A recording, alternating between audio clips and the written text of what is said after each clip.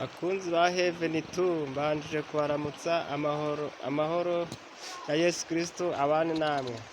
Kuri uyu munsi twitegura ivuka rya Yesu Kristo, nifurije abanyarwanda bose kugira ngo umwami watuvukiye avukire mu mitima yacu.